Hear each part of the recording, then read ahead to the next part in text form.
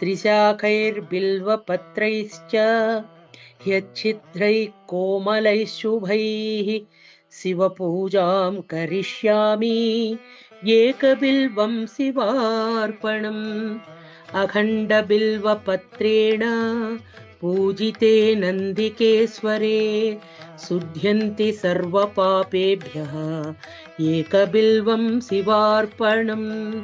सालग्रामशिलामेकां जातु विप्राय योऽर्पयेत् सोमयज्ञमहापुण्यम् एकबिल्वं शिवार्पणम्।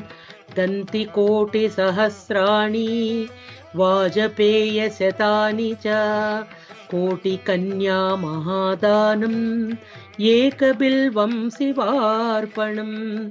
पार्वत्याः स्वेदसञ्जातं महादेवस्य